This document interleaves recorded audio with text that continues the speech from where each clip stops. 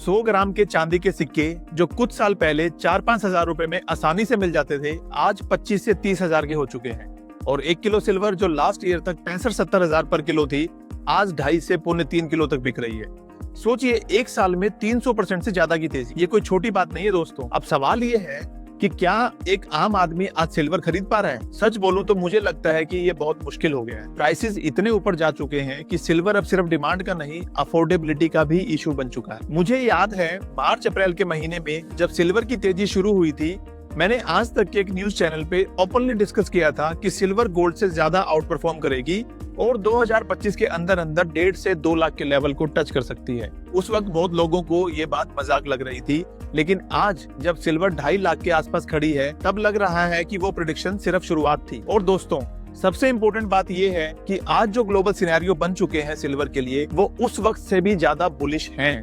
इतना बुलिश कि आने वाले टाइम में सिर्फ आम आदमी नहीं, मुझे लगता है रिच क्लास के लिए भी फिजिकल सिल्वर खरीदना मुश्किल हो जाएगा। हो सकता है दिवाली पर लक्ष्मी जी की मूर्ति लेना या शादियों में चांदी के सिक्के देना एक दिन सिर्फ हिस्ट्री बन जाए। पर सवाल ये है कि सिल्वर अचानक इतनी बुलिश क्यों हो रही है? इसका एक बड़ा रीजन है दुनिया का तेजी से इलेक्ट्रिक व्हीकल्स की तरफ शिफ्ट होना। ईवीज का सबसे बड़ा इशू है लिथियम आयन की बैटरीज, जो देर से चार्ज होती हैं, जल्दी डिस्चार्ज होती हैं और कई बार तो एक्सप्लोड भी कर जाती हैं। इसी प्रॉब्लम का सोल्यूशन है नेक्स्ट जनरेशन की बैटरी टेक्नोलॉजी जो सैमसंग ला रहा है। सैमसंग एक नई बैटरी बना रहा है जिसका नाम है ऑल सॉलिड स्टेट बैटरी। इस बैटरी में silver carbon composite layer use हो रही है। क्लेम ये किया जा रहा है कि सिर्फ 9 मिनट के चार्जिंग से लगभग 900 किलोमीटर की रनिंग मिलेगी और बैटरी का लाइफ स्पैन होगा लगभग 20 साल का। मतलब गाड़ी की पूरी जिंदगी में बैटरी चार्ज ही नहीं करनी पड़ेगी। यहाँ पर एक बहुत बड़ा पॉइंट है दोस्तों, 100 किलोवाट की एक सॉलिड स्टेट बैटरी में लगभग 1 किलो सिल्वर यूज हो सकती है।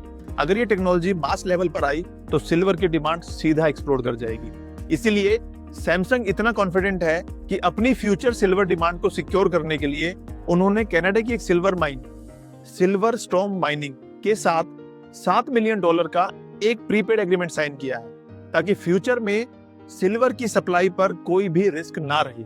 क्या आप सोच सकते हैं ये कितना बड़ा डिसीजन है ग्लोबल सिल्वर मार्केट के लिए? और ये सिर्फ टेक्नोलॉजी का गेम नहीं है। 1 जनवरी 2026 से चाइना ने सिल्वर एक्सपोर्ट पर बैन लगा दिया है। चाइना और रशिया दुनिया की सिल्वर को कैसे भी हो अपने कब्जे में ला रहे हैं। यूएस ने वेनेजुएला के अनमाइंड सिल्वर रिजर्व्स पर अपना कंट्रोल एस्टेब्लिश कर लिया है। इसका मतलब ये है कि सिल्वर अब सिर्फ एक मेटल नहीं रहा, बल्कि एक स्ट्रेटेजिक एसेट बन चुका है। इसलिए मैं आपसे एक ही बात कहना चाहता हूँ, अगर आपके पास आज चांदी के सिक्के हैं, सिल्वर बार्स हैं, तो उन्हें संभाल के रखिए। हो सकता है आज जो सिक्के हजारों के लग रहे हैं वो कल लाखों तक के हो जाएं, और हो सकता है अगली जनरेशन के लिए ये एक एंटीक आइटम बन जाए, बिल्कुल वैसे ही जैसे आज हमारे लिए पुराने सोने की अशरफियां बन चुकी हैं। सिल्वर दोस्तों क्वाइटली एक हिस्ट्री लिख रहा है। सवाल सिर्फ ये है कि आप उस हिस्ट्री को बनता हुआ देखना चाहोगे या उसका हिस्सा बनोगे। Thank you, keep investing.